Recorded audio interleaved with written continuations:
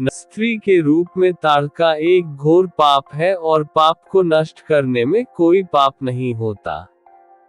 हे राम, तुम इस पापिनी का संहार कर दो। प्रातः काल स्नान संध्योपासनादि कार्यों से निवृत्त होकर राम और लक्ष्मण गुरु विश्वामित्र के साथ सरिता तट पर पहुँचे।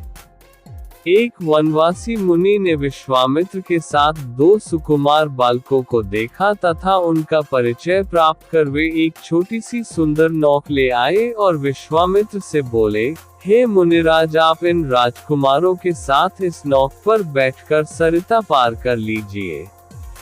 विश्वामित्र जी ने उस मुनि को धन्यवाद दिया और राम तथा लक्ष्मण के साथ नौक पर सवार हो गए।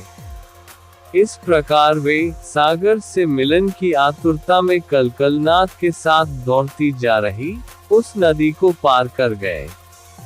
नदी के उस पार एक भयानक वन था। उस वन को देखकर राम बोले, गुरुदेव, यह वन तो बड़ा भयंकर है। सभी ओर से सिंह, व्याघ्र आदि हिंसक पशुओं के दहाड़ने और हाथियों के चिंघाड़ने की ध्वनि आ रही है। जंगली सुअर, भालू, वन भैंसे आदि वन्य प्राणी भ्रमण करते दृष्टिगत हो रहे हैं। वृक्षों की सघनता के कारण सूर्य का प्रकाश इस वन के भीतर घुसने का साहस नहीं कर पा रहा है और इसी कारणवश चारों ओर अंधकार हो रहा है। इस अति दुर्गम वन का क्या नाम है? राम के इस प्रश्न का उत्तर विश्वामित्र ने इस प्रकार दिया, हे राघव, पूर्व काल में इस स्थान में वन्न होकर मलदा और करुप नाम के 2 बड़े समृद्ध राज्य हुआ करते थे।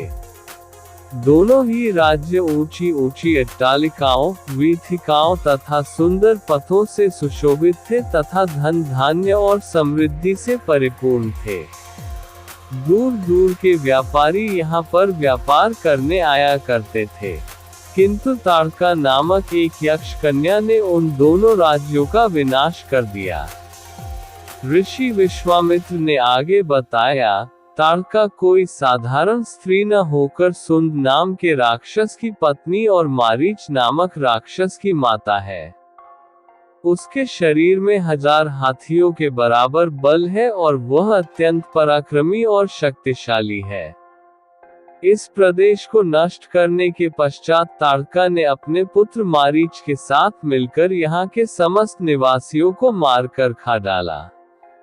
अब उनके भय से यहाँ 2-2 कोस दूर तक किसी मनुष्य की परछाई भी दिखाई नहीं देती। भूलवश यदि कोई यहाँ आ भी जाए तो जीवित नहीं लौट पाता। उसी ताड़का का संहार करने के लिए ही मैं तुम्हें यहाँ लाया हूँ। राम ने आश्चर्य से पूछा, गुरुदेव, स्त्रियां तो कोमल और दुर्बल होती है, फिर ताड़का में 1000 हाथियों का बल कैसे आ गया?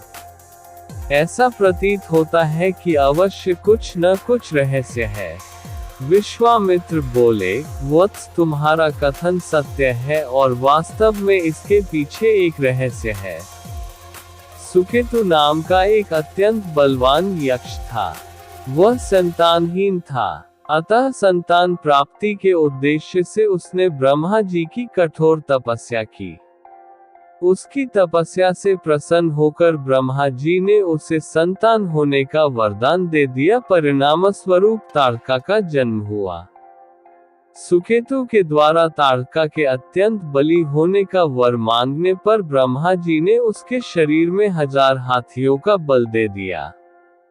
विवाह योग्य आयु होने पर सुकेतु ने ताड़का का विवाह सुंद नामक राक्षस से कर दिया और उससे मारीच का जन्म हुआ। मारीच भी अपनी माता के समान बलवान और पराक्रमी था। वह सुंद राक्षस का पुत्र होकर भी स्वयं राक्षस नहीं था, किंतु बाल्यकाल में वह बहुत उपद्रवी था। ऋषि मुनियों को अकारण कष्ट दिया करता था। उसके उपद्रवों से त्रस्त होकर एक दिन अगस्त्य मुनि ने उसे राक्षस हो जाने का शाप दे दिया। रहने लगे थे। परिणाम स्वरूप दौसी राजा ने उस पर जय कर दी। सुर की सेना भी शत्रु से मिल गई थी। परिणाम स्वरूप राजा अगस्त की हार हुई और वह जान बचाकर जंगल की तरफ भागा। इस पर अगस्त उसी वन में समाधि नाम का एक बनिया अपनी स्त्री एवं संतान के दुर्व्यवहार के कारण निवास करता था। उसी वन में बनिया समाधि और राजा लेने के लिए दोनों का परस्पर परिचय हुआ। वे दोनों घूमते हुए महर्षि मेघा के आश्रम में पहुंचे। महर्षि मेघा ने उन दोनों के आने का कारण पूछा तो वे दोनों बोले कि हम अपने सगे संबंधियों द्वारा अपमानित एवं तिरस्कृत होने पर भी हमारे हृदय में उनका मोह बना हुआ है। इसका कारण क्या है? लेने के लिए महर्षि मेघा ने उन्हें समझाया कि मन शक्ति के अधीन होता है और आदि शक्ति के अविद्या और विद्या दो रूप है। विद्या ज्ञान स्वरूप है और अविद्या अज्ञान स्वरूप। जो व्यक्ति अविद्या अज्ञान के अधिकरण रूप में उपासना करते हैं उन्हें विद्या स्वरूप प्राप्त होकर मोक्ष प्रदान करती है। नहीं कर सकता। इतना सुन राजा सूत ने प्रश्न किया, यह विचार निकाल देवी कौन है, उसका जन्म कैसे हुआ? महर्षि बोले, आप जिस देवी के विषय में पूछ रहे हैं वह नित्य स्वरूपा और विश्वव्यापिनी है। उसके बारे में ध्यानपूर्वक सुनो। कल्पांत के समय विष्णु भगवान क्षीर सागर में अनंत शया पर शयन कर रहे थे। तब उनके दोनों कानों से मधु और कैटब नामक दो दैत्य उत्पन्न हुए। वे दोनों विष्णु की नाभि कमल से उत्पन्न ब्रह्मा जी को मारने दौड़े।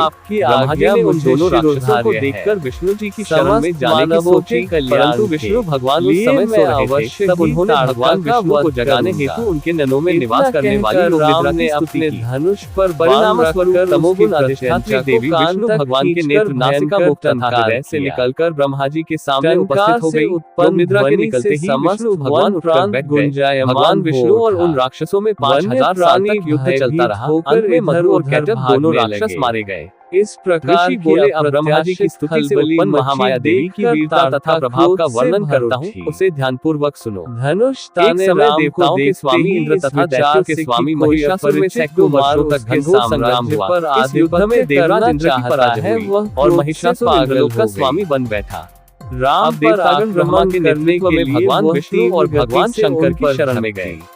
देवताओं की बातें सुनकर भगवान विष्णु तथा भगवान शंकर क्रोधित हुए। भगवान विष्णु के मुख तथा ब्रह्मा जी और शिव जी तथा इंद्र आदि के शरीर विकराल तेजपुंज वाली जिससे समस्त दिशाएं जलने लगी और अंत में यही तेजपुंज एक देवी के रूप में परिवर्तित हो गया। देखकर ही देवी ने सभी देवताओं से आयु एवं शक्ति प्राप्त करके उच्च स्वर में अट्टहास किया, जिससे तीनों लोकों में हलचल मच गई। तपान करने महिषासुर अपनी सेना लेकर सिंहनाद की ओर दौड़ा। उसने देखा कि देवी के प्रभाव से तीनों लोग आलोकित खड़े हो जाओ और महिषासुर की देवी के सामने एक भी चाल सफल नहीं हुई और वह देवी के हाथों मारा गया। आगे चलकर यही देवी शुंभ और निशुंभ राक्षसों का वध करने के लिए गौरी देवी के रूप में अवतरित फैलाए हुए। इन उपरोक्त व्याख्यानों को सुनाकर मेघा ऋषि ने राजा सूत तथा बनिया से देवी स्तवन की विधिवत व्याख्या की।